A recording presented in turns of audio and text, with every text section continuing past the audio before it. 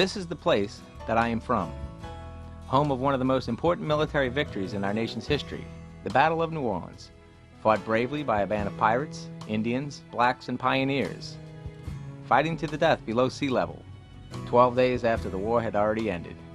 That's New Orleans for you. This is my home, where a levee, a cruise ship, an oil refinery, a plantation, and a smokestack are all odd neighbors. This is my place. A place of family and festivals and Mardi Gras. Some of the best food in the world and some of the most unhealthy people eating lots of it. This is the parish, St. Bernard, settled by the Canary Islanders in 1687. New Orleans' historic neighbor, located only 2 miles east of the 9th Ward, and until 2005, home of 70,000 people. This is a community where over 120 people drowned from waters that breached our levee system, where human error cost human lives. This is the place that used to be surrounded by cypress trees until Mr. Go made them go. This is the site of the largest residential oil spill in the history of our nation, the only parish to be declared 100% devastated, and yet few people have heard of us.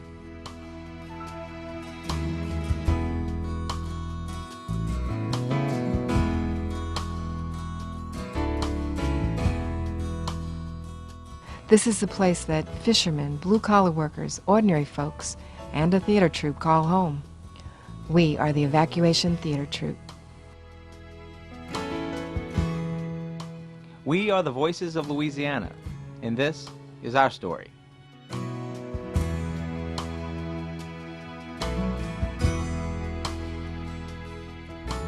How y'all doing? Great. Good. All right. That's right, I said y'all, too. On behalf of the Evacuation Theater Troupe, give them a hand. How about that?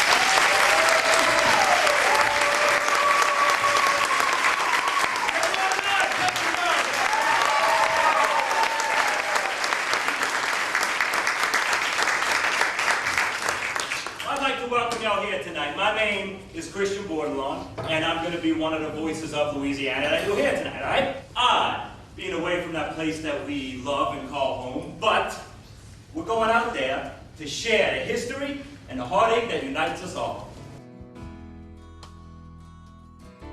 Why this road trip?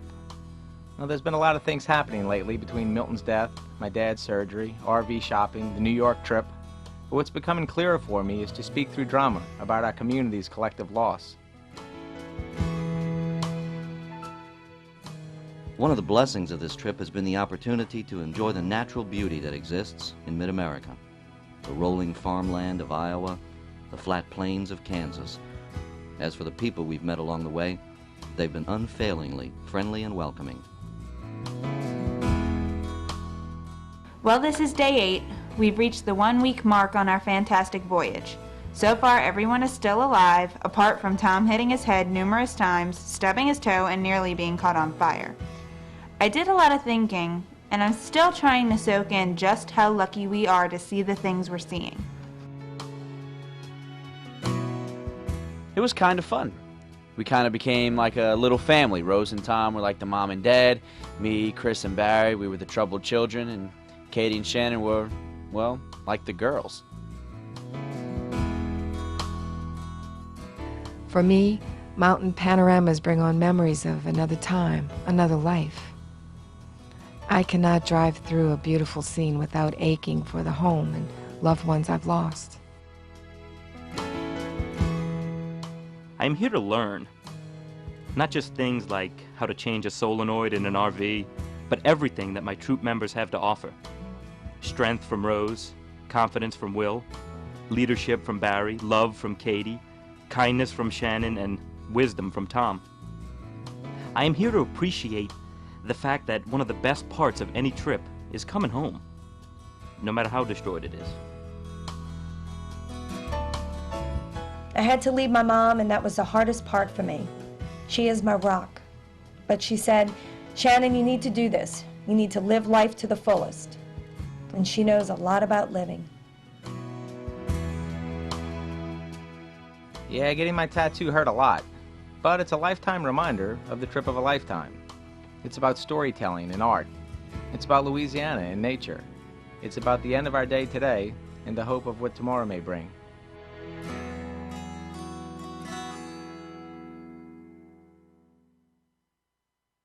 When I drove into the parish for the first time, into St. Bernard Parish, you had to have an ID to even get in. They had a military barricade. They had helicopters flying all over. There was just water everywhere. And cars were where they shouldn't have been. They had cars on top of houses. They had just mud and muck and mildew, and just everywhere you looked, it was just it was like a war zone, and you couldn't believe that this was, maybe 3 weeks after the storm and it still was that bad looking. I remember when I drove into my neighborhood, the power lines were all over the place. You had to be careful where you were going. You couldn't really tell where the street started and the lawns ended because everything was covered in mud and, just the filth. And the thing that you really noticed was an absence of color.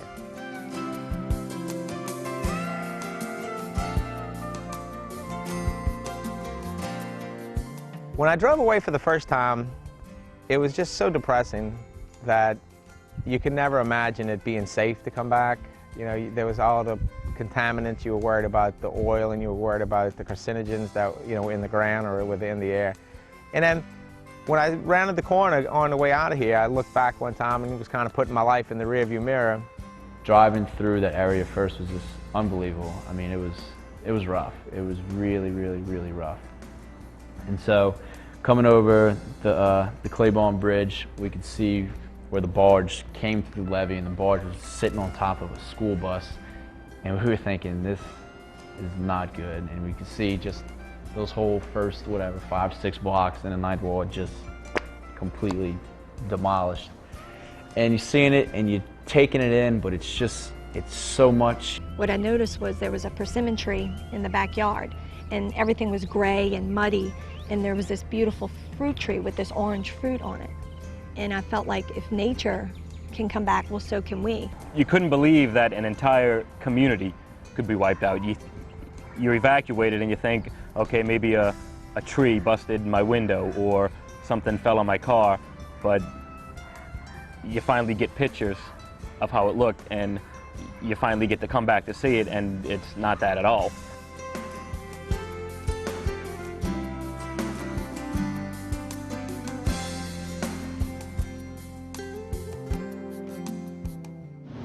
And one of the most difficult things about this storm that passed was the loss.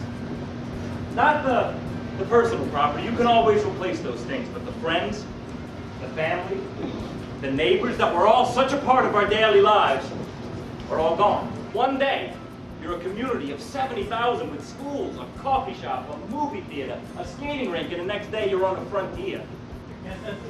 One day you're making fun of people who live in trailers, the next day you're jealous.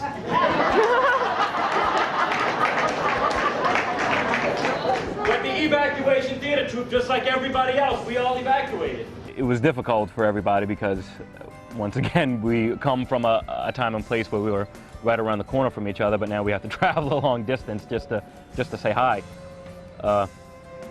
So we meet at Rose's apartment in Baton Rouge and have some very, very tearful reunions, and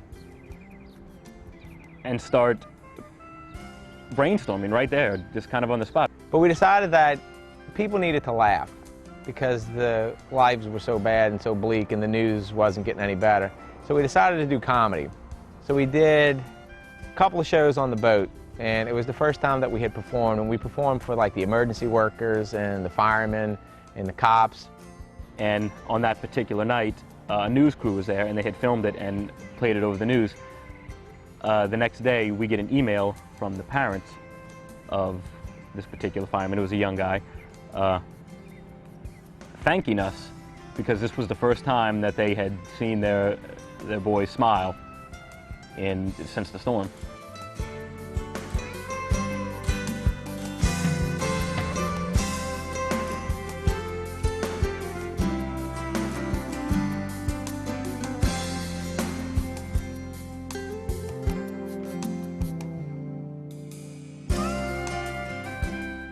So Barry had a vision, a dream. So I told my wife, honey, Barry has a dream. Barry had this dream years ago. What I remember was a conversation. Barry had come to my house not long after Milton died, and we were talking about things, possibilities that we could do. And when Barry was telling me about this idea of going on the road with our group, it struck me that this was exactly what I needed at the time that I needed it. Well, you know, Barry had talked about it. Of course, Barry talked about a lot of things, but he had talked about it even before the storm. But after the storm, you know, he felt like, well, if I'm ever going to do this kind of thing, now's the time to do it. You know, I don't have a job, I don't have a house. This is a good time to hit the road. I don't know if I was the first. I know I was one of the first ones that he had approached because we had always talked about it. And I was 100%, yes, I'm doing it. I don't care who's going, even if it's just me and you. We're going on this tour, and we're going to tell people our story, and we're going to have a hell of a time doing it. So I had the dream of taking this evacuation theater troupe on the road.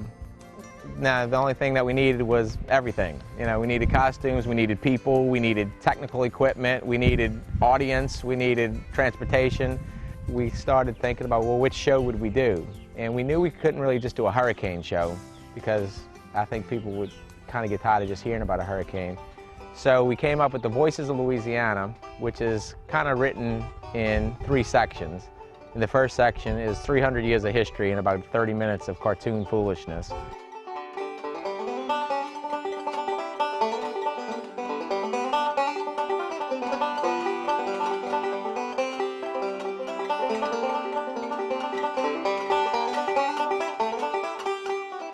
Will Schneider, who plays the Queen of Spain, he has a long history of playing in drag. I come out in character as the Queen of Spain, and she is sexy, absolutely gorgeously sexy, okay? Think about that. Chris and I have beautiful chemistry, Napoleon and the Queen. We have a lot of love going on there. And then in the middle section, we kind of talk about the colorful characters that have shaped our history, whether it's the politicians or the celebrities or the food or the music, the culture. The middle part of the show, that was just creative people being creative. Truman Capote in it, and Anne Rice, we should mention her. Ellen DeGeneres is from New Orleans. We just started talking about the people from New Orleans, and well, how do you put all these people together?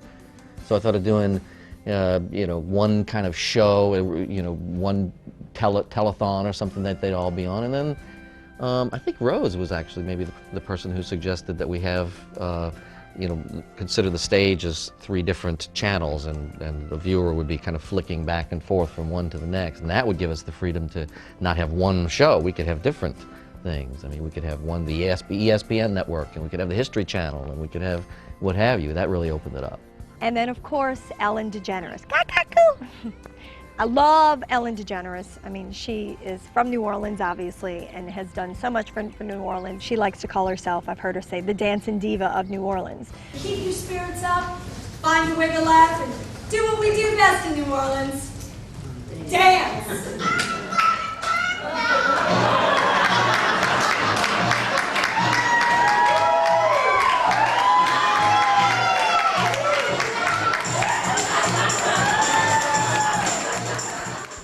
And we end it with kind of a poignant piece about the losses that we have faced and how hard it is to rebuild our lives and how important it is to come home and how we're all united by our love of home and our humanity. The final section where where Chris plays Charlie, kind of an everyman, a New Orleans everyman, summarizes, why New Orleans is, why other people should care about New Orleans.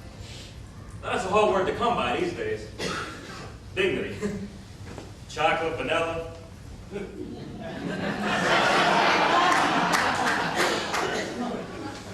That storm didn't know no color. No regard for who you were or what you did for a living. Oh, was taken down with it, huh? Damn near took all of us down just a few hours.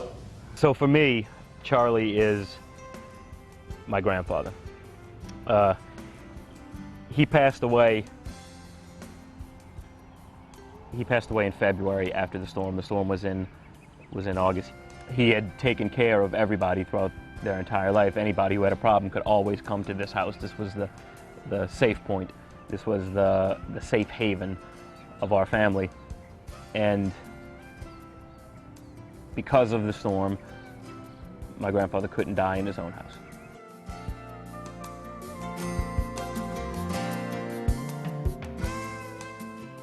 Being on the road and sharing that message with other people, we felt like we were being ambassadors to our community.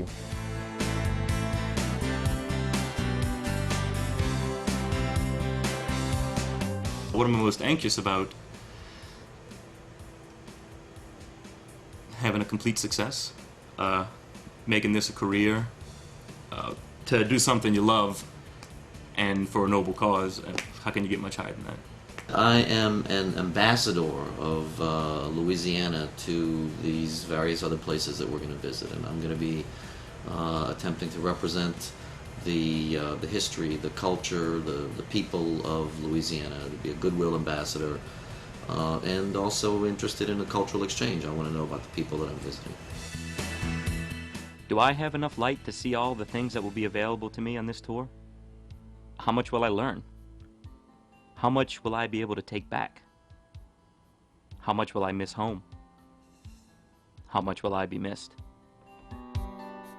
It was crazy at times. It was so much fun and so meaningful, especially to get to know these 6 other people in this intimate setting of living together and sleeping on the floor and having people all over the place.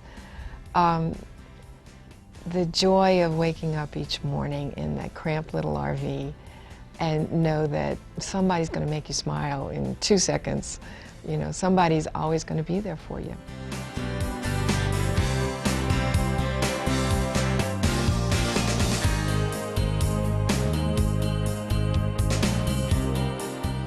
We stayed for the most part in state parks.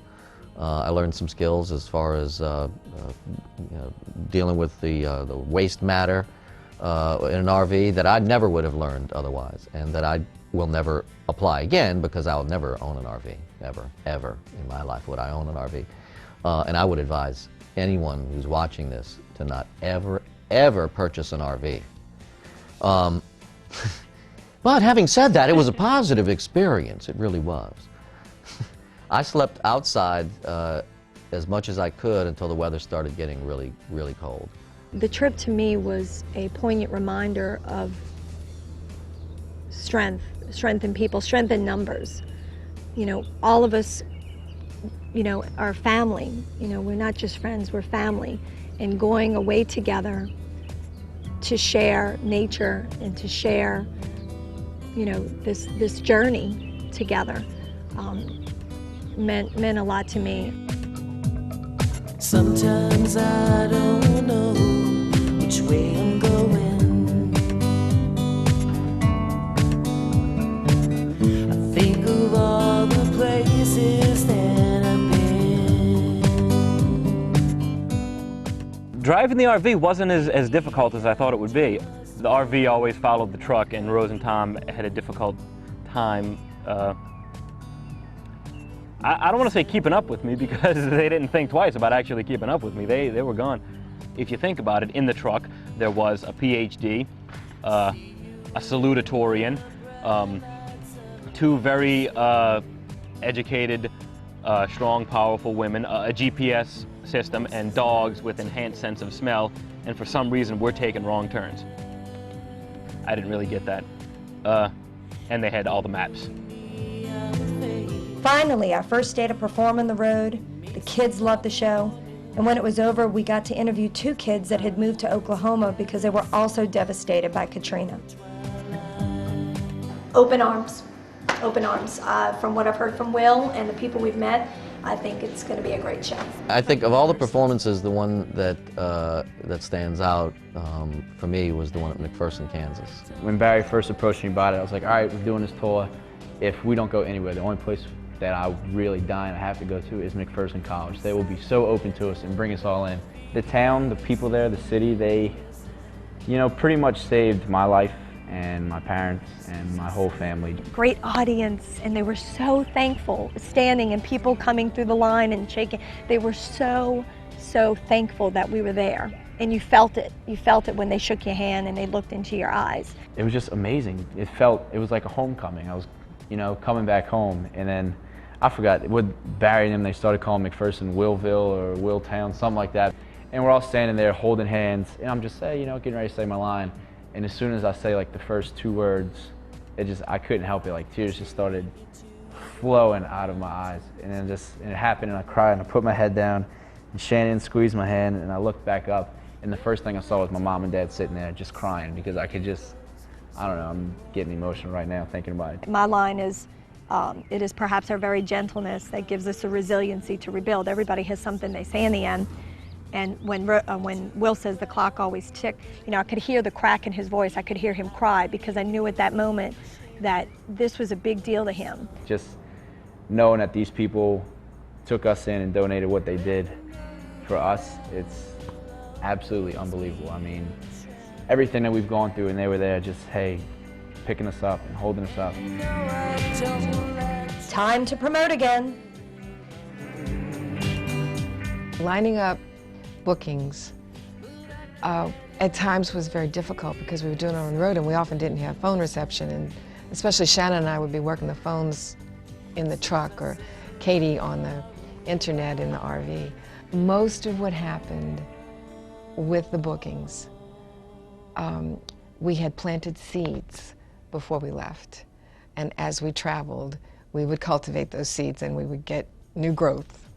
It's hard to describe to them that we're going to be talking about history, we're going to be talking about celebrities, we're going to be talking about the hurricane, but most of it is going to be funny. We would make flyers wherever we went. We had these wristbands that we would bring and just kind of would always have one on us, that if we met somebody and started talking about the show, we would automatically give it to them and say, here, like a card.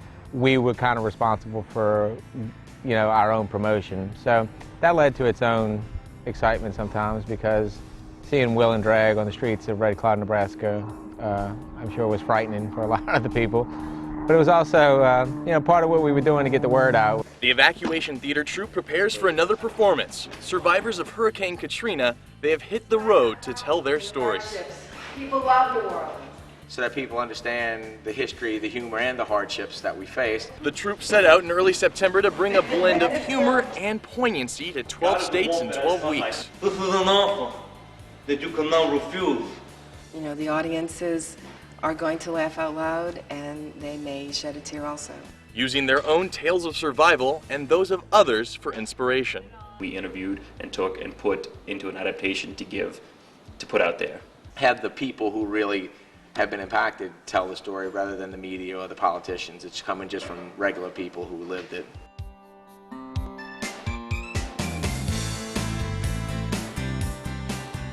Hello, world, I guess. My name is William Fanning Schneider of Araby, Louisiana. I am here right now in Red Cloud, Nebraska. We were trying to get the message out to as many people as we could, and that was a little disappointing that we didn't have built-in audiences everywhere we went. But what was good about it is that we feel like that even though we didn't necessarily reach audience members on the road, we reached people on the road, because every campground that we stayed in, every state park that we were at, every RV casino park that we were in, we met people and we shared our story and we made friends along the way. It feels like home again. You always kind of remember where you grew up, and they are where I grew up. We're taking New Orleans to other people, so we're trying to bring our humor to them and our hardships to them. It's something that they can't comprehend. So hopefully, not only will we inform them, but then entertain them. I found that the audiences were terrific wherever we were. The audiences were really great. It would have been nice if they were bigger in size in some of the places, but everybody who saw the show liked it. For me, it was about having the most number of people see the show. And aside from, the McPherson show, which was terrific, and the one at the Latin School had a large crowd, none of the shows on the road had as big a crowd as I would have liked. There were like 6 people in the audience, but that was the first time we heard the famous, it doesn't matter if you're performing for 1 or 1,000, you have to give the same performance speech. Will was the cheerleader. Will was the one who was always up. He was the one that would never get discouraged by anything. Barry used to make fun of me because I told him this story one time about how when I was at Loyola and we had a really small audience for a matinee, and my director, the wonderful, the beautiful, the talented Don Brady, comes in there and he tells us a story. Oh, when I was in El Paso, I was doing theater, and the theater was on top of the mountain, and it was freezing cold, and only one guy came to show up, and it was a family-run theater, and I told my mom, Mom, why do we have to do it? Send this guy home. It's only one guy.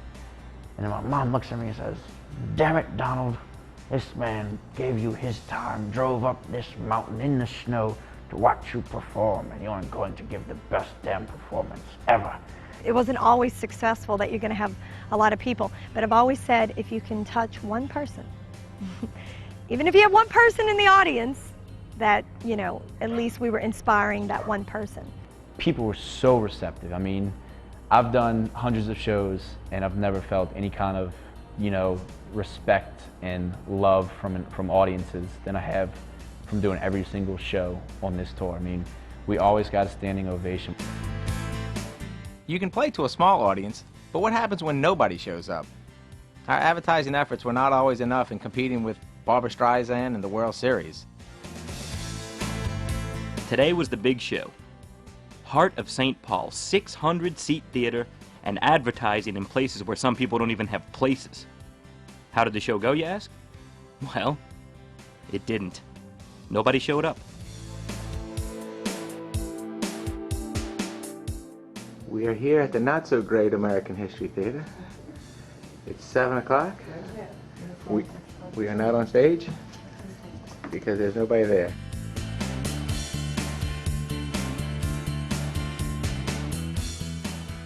When we were in the space, discussions and disagreements about content surfaces.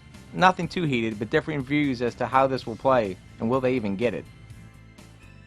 We do tailor each show to each venue, and that means sometimes either because of time constraints, because of content and audience, or just because of something new that's added, the show's being changed.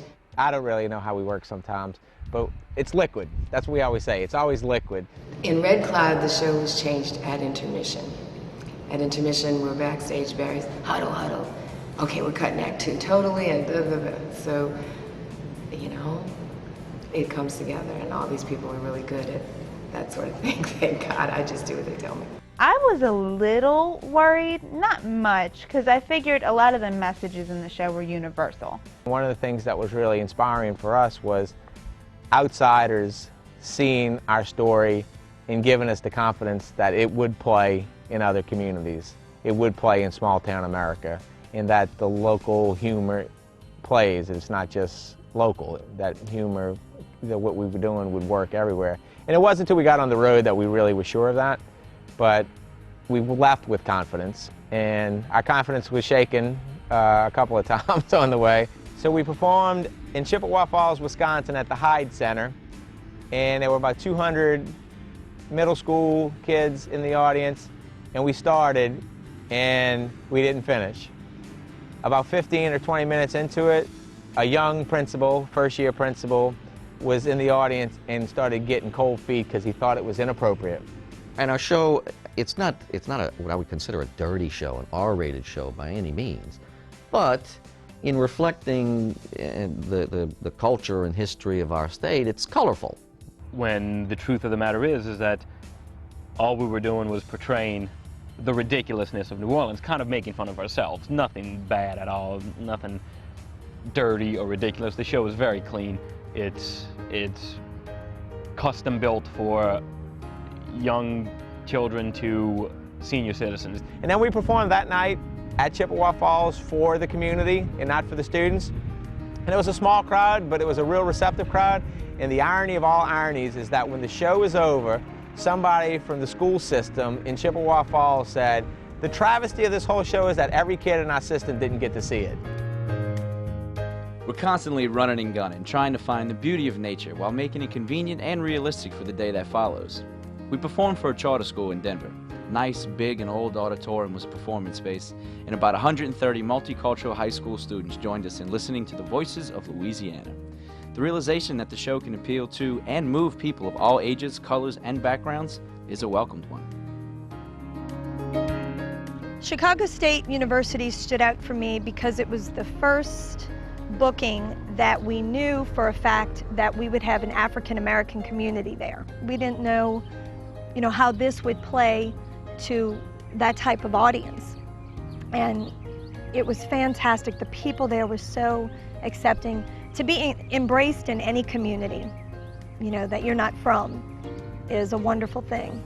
And then when you wrapped it up with the stories, and it was real powerful. I mean, and just listening to the actual people having those live experiences as opposed to catching it on Nightline or hearing the stories 1 year later on the news, 2 years later, whatever. It was really meaningful, and again, we laughed till I cried at the skits, but then at the end, just listening to the stories, there were more tears just rolling down the face. It was really, really, really powerful. The people there were extremely receptive to us. I had a painting that a friend of mine, Priscilla Betts, had given me, and it was of a gentleman in the 9th Ward in the floodwaters carrying his child out. And Priscilla gave it to me and said, use it in your displays or give it away, do what you think best. So in Chicago at the university, they were dedicating this building that was a library and had a lot of classrooms as well.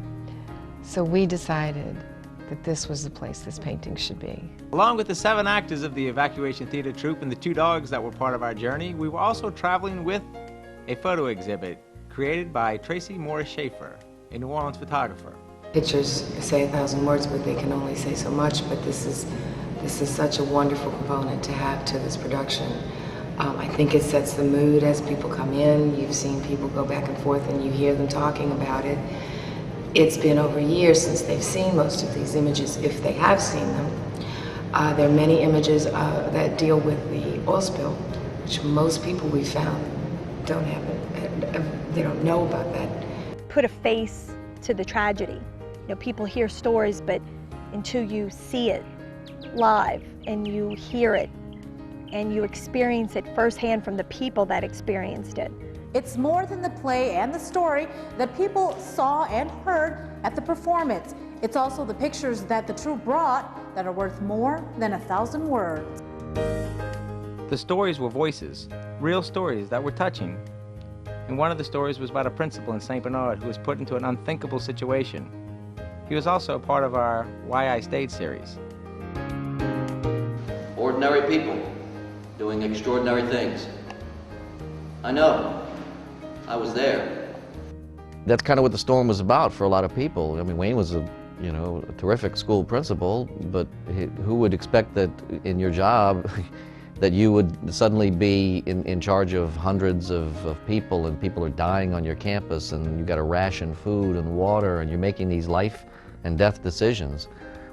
He's just an ordinary guy, so were all the other people here, but they were thrown into an unusual circumstance. And when we're in life or death situations, people tend to do what they have to do. I told Rose, with all the stuff that she was going through with Milton, she was a lot braver than what she thought, because on the stage is the most vulnerable place that you could be to talk about a tragedy that happened in your life.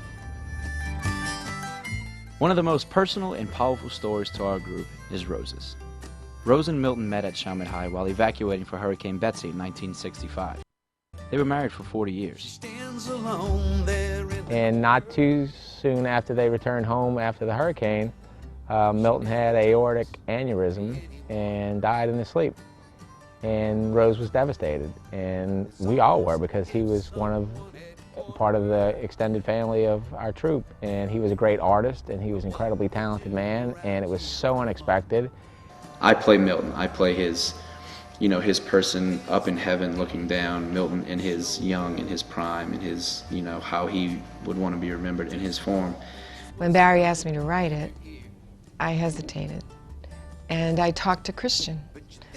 And Christian's advice to me was, If there's something in doing this that is good for you, that makes you feel better, that serves a goal and a purpose, then you should do it.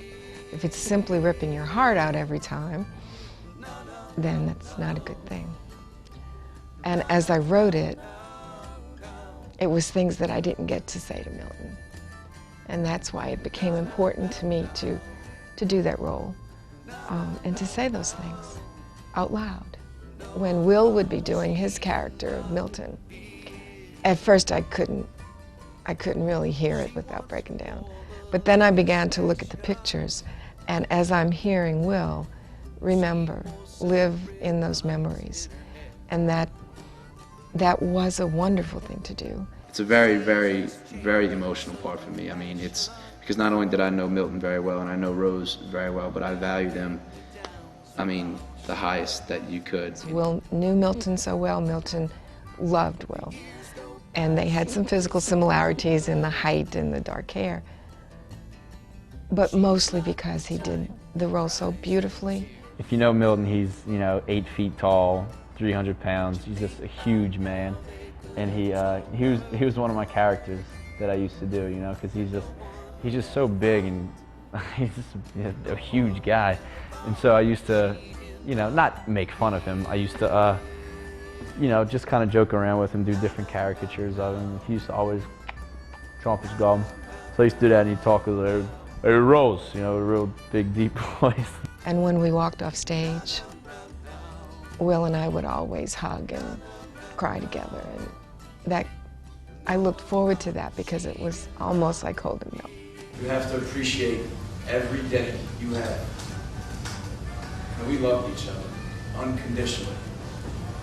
We lived the life that we chose and the place that we chose. That's the best anyone can expect.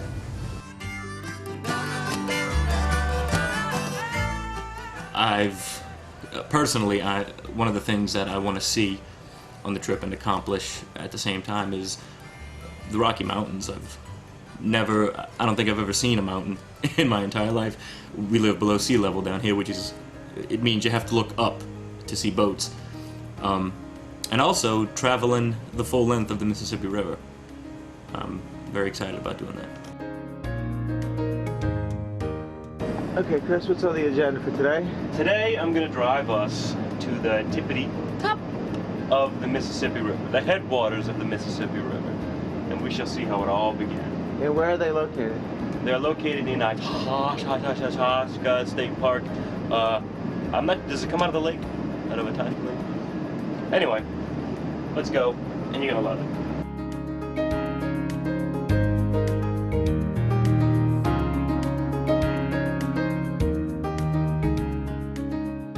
There it was, shallow enough and short enough to cross, either by stepping on stones, crossing a wood plank, or braving the cold water.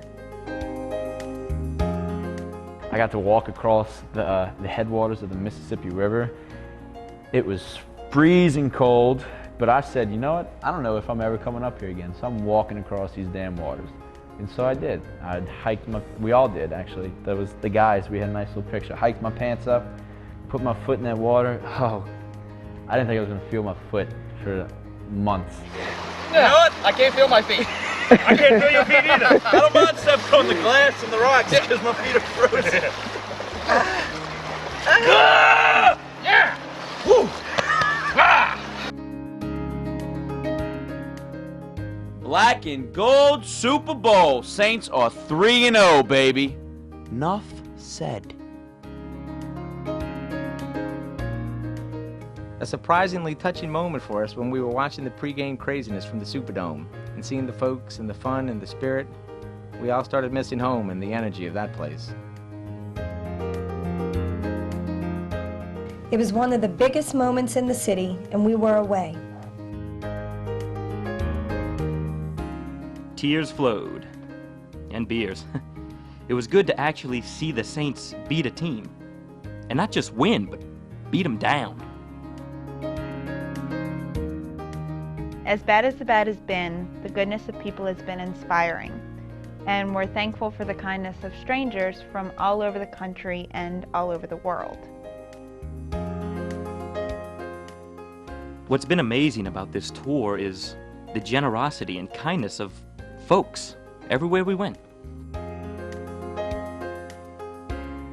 That was truly amazing, and it happened all throughout the tour. You know, people who we didn't know that offered to let us stay in their homes, people who cooked for us, who took care of us on the road, that we didn't know them.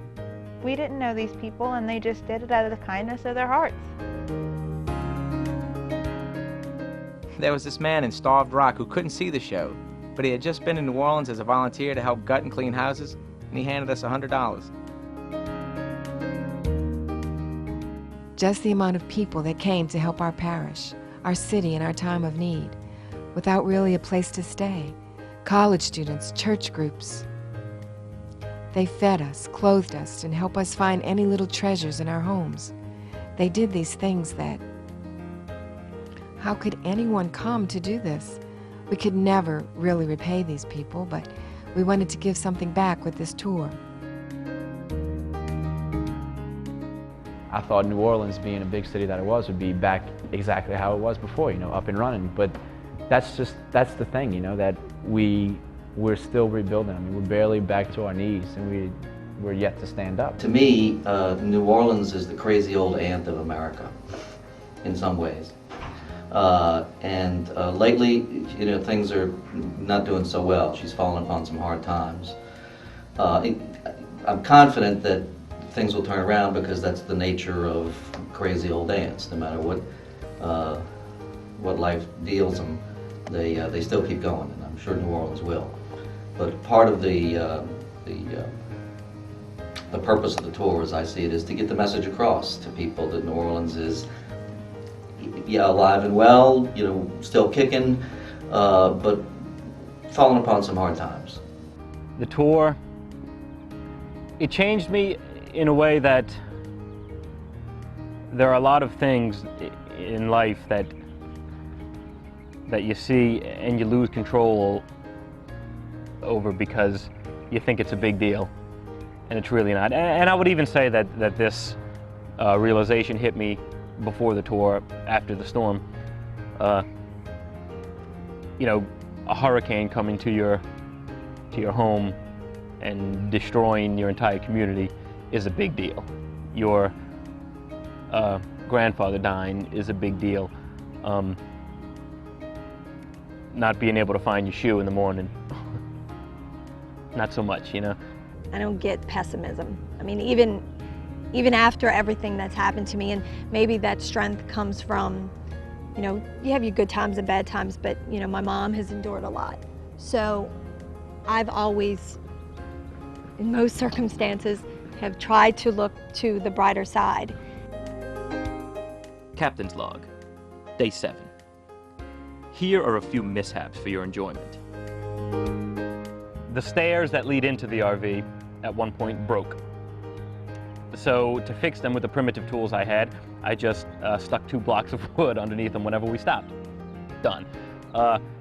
The first week or 2 within the tour, we realized that we actually had to dump the sewage.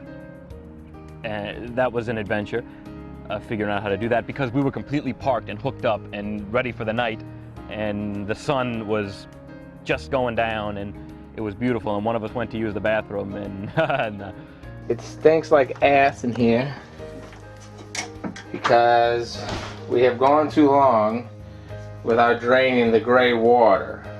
So now the shower has come up and created a stench. we had to unhook everything and drive in the dark through the curvy path of the state park that we were in and figure out right there on the spot how to empty the sewage out of our home. So Chris is kind of the dad of the trip. You know, he drove, he smokes, he's the grown-up, you know. But he fixes everything, he's got real good instincts, and everybody depends on him. The next mishap, and probably my favorite, was the awning. We get to Oklahoma, and the awning falls off. Not off, falls down while on the interstate. So we immediately pull over, and Will and I climb to the top of the RV while everybody else stares in awe at the 18-wheelers swinging by us, the cows mooing in the background, and we duct tape the awning back to the RV. Genius of duct tape and gum and spit and Velcro. They got it fixed some kind of way. If it wasn't for Christian and myself, everybody would have died.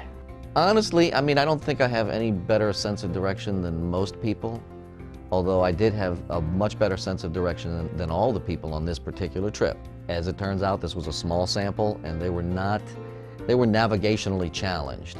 Tom is a cartologist, I think is the word. He's a map guy. Tom is phenomenal at reading maps. So he had skills of calculating, because we didn't want to be on the interstates. We wanted to take back roads and we wanted to see the country, and Tom was phenomenal. You know, everybody's got global positioning, satellites these days, and everybody's got all of these, you know, things in their car, but we had Tom. Who was the best cook? Rose, hands down. And she decided she was going to make muffaladas. I thought, where in the world are you going to get the material to make muffaladas in this godforsaken town? And we went to the little supermarket, and she got this, and she got that, and she said, this will make, I can make do with this, and I'll be done. And and minestrone soup. So that night, on that freezing cold night, we had just amazing minestrone soup and muffaladas like you wouldn't believe. Actually, I'm going to say Rose. I'm going to say Rose. It was one night she stuffed meat with more meat. That's good in my book.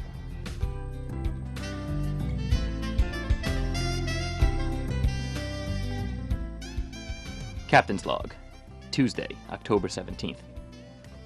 I would like everyone to know why I'm here. I'm here because this is a chance to grow, a chance to write, to act, to develop skills that I could bring back to my community. I'm here because my family and my friends think that I deserve this experience. I agree. I'm here to appreciate the fact that one of the best parts of any trip is coming home. I'll look at the sunlight leaking through everybody's house. So I guess I'm kind of hoping that maybe the sunlight can heal a broken heart or something, because I look around and everybody's in the same boat. Everybody's house guts are out on a curb for anyone in the world to see. I pray. I pray for those of us who didn't make it, but you know, most of all, I pray for those of us who did. We're the ones that need it, right?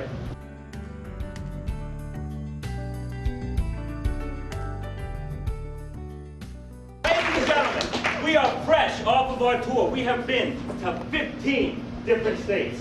And I gotta tell you, it is great to be back in a place where you can get away with using the word y'all. It is great to be back to a place where people talk funny and listen to strange music. A place where we eat things that other people hire exterminators to get out of there. We learned that anyone can come back from anything. We have decided to move back to St. Bernard Parish, and because this is our home, you know, I mean, there's no other way around it or about it. This is where I grew up, this is where I lived, it's the best community that I've ever been a part of.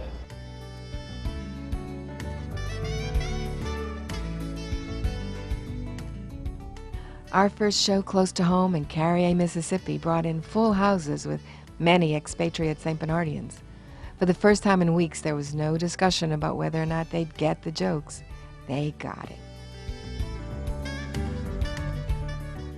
And we got the love, good food, and hospitality of our people we had long missed. Thank you, Louisiana, for the rich history and beauty of our home. We are proud and grateful to call ourselves the Voices of Louisiana. We began with a vision and a dream of sharing our stories.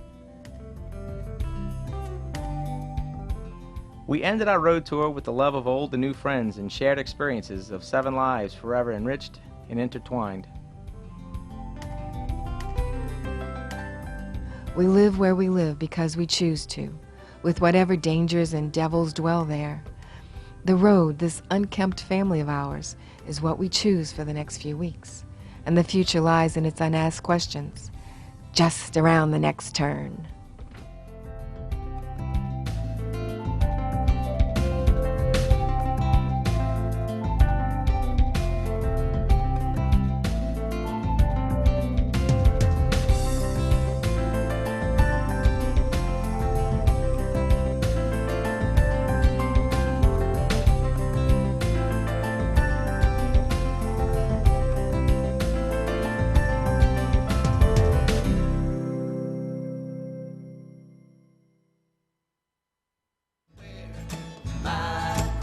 Thanks for being my friend.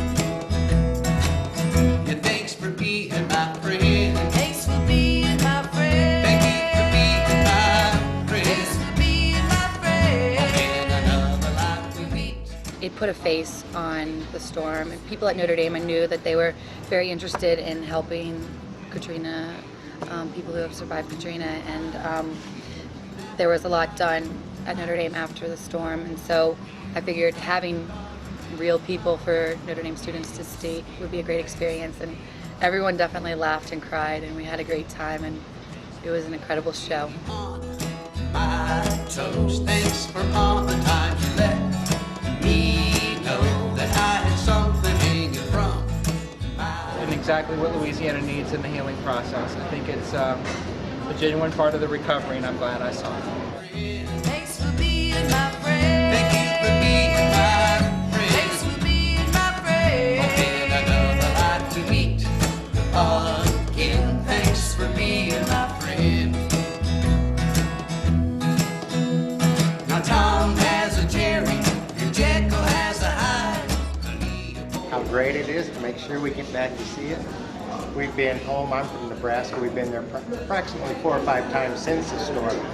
We sit and we try to convey to my family just how horrible it really was, and it's just wonderful to sit here with a couple hundred people that feel and share everything that y'all have been through. It's just incredible. I can't express it outside of this small family we call ourselves. Thank you so much. Cheap, if I should die sometime in my sleep, everything I have is yours to keep. Thanks for being my friend. Yeah, thanks for being my friend. Thanks for being my friend. Thank you for being my friend. Thanks for being my friend. In another life we meet again. Thanks for being my friend.